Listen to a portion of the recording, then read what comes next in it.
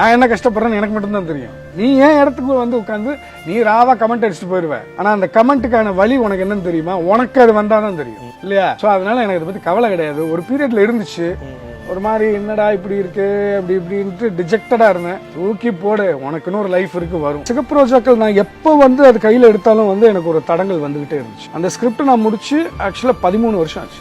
14 வருஷம் ஆச்சு. அது இன்னைக்கு ஃப்ரெஷ்.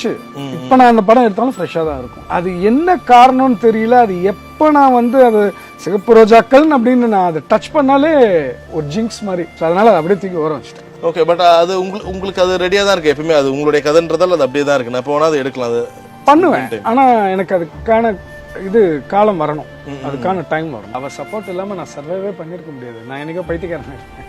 என்னன்னா என்னை நம்பி வந்த ஒரு ஜீவன் என் கஷ்டத்துல பங்கு எடுத்துக்கிட்டு என்னை விட அதிகமா கஷ்டப்பட்டு என்னைய தேத்தி கொண்டு வந்து எல்லாம் சரியாயிடும் பாசிட்டிவா பேசி பேசி பேசி கொண்டு வந்த ஒரு ஜீவன் அவர்.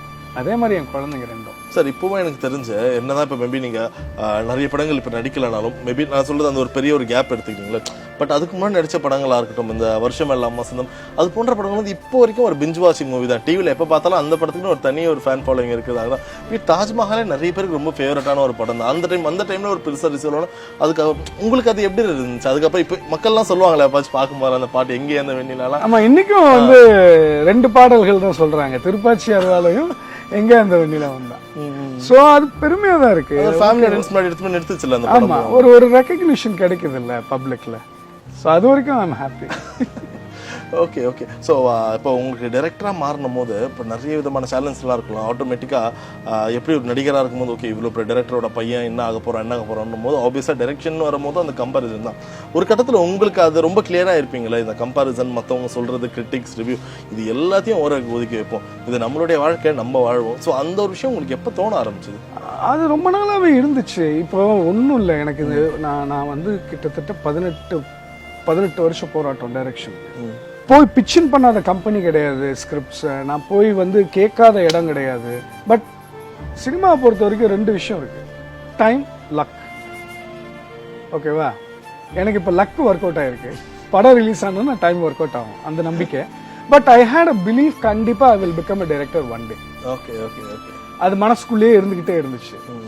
ஸோ எனக்கு சுசி சார் வந்து கொடுத்த ஒரு பெரிய வரப்பிரசாதம் இந்த டிரெக்ஷன் இது. இல்லைன்னா சத்தியமா வந்து இப்போ வரைக்கும் எங்க அப்பா நம்பியிருக்க மாட்டாரு. அவர் ப்ரொடியூஸ் பண்ணிருக்கலாம், அப்பா ப்ரொடியூஸ் பண்ணிருக்கலாம். இல்ல, அதுதான் the problem was Manoj கிரியேஷன்ஸ்ல I never wanted to do a film. என்னன்னா அவருக்கு வந்து பேசிக்கலா அந்த சொன்னல, நான் உனக்குள்ள இவ்வளவு இருக்கா, நான் என்னமோ நினைச்சிட்டேன், நான் தான் கொண்டு வந்திருக்கணும்னு. அவருடைய பேசிக் ஃபியர் என்னவா இருந்ததுன்னா, இவனை நடிகனா கொண்டு வந்துட்டேன், ஷைன் ஆகல, இதுலயும் நான் கொண்டு வந்து அவன் தோத்துட்டான்னா என்னால தாங்க முடியாது அப்படிங்கிற ஒரு பொசிஷன்ல இருந்தாரு. ஸோ நான் என்ன பண்ணேன்னா, கண்டிப்பா மனோஜ் கிரியேஷன்ஸ்ல பண்ணியிருக்கலாம். நோ, தனிச்சு வரணும், தனியா தான் வரணும், அவருடைய பின்புலம் இல்லாம நான் வரணும் அப்படின்னு ஆசைப்பட்டது எனக்கு இப்ப நடந்துருச்சு. இந்த மார்கழி திங்கள். So what does it mean? இப்போ படம் வந்து ரொம்ப ஒரு மனசுக்கு இதமான ஒரு விஷயத்த சொல்ல போறீங்களா, இல்லை எப்பவுமே நிறைய இளமையான விஷயங்கள் சொல்ல போறீங்க? இளமை காலம் தான் எப்பவுமே ஒருத்தருக்கு ரொம்ப இதமான காலம்னு சொல்லுவாங்க, அதனால மார்கழி திங்களா? இல்லை, இது வந்து ஒரு ஃபீல் குட் ஃபிலிம். இது it's a beautiful love story.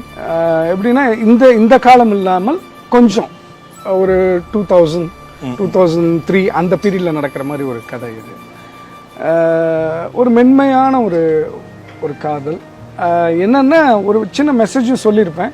But message எப்படின்னா ஆணித்தனமா வந்து நம்ம இது பண்ணி அட்வைஸ் பண்றதெல்லாம் இல்லை. போற போக்கில் சும்மா அப்படி ஒரு பவுடர் தூவுன மாதிரி இருக்கும்.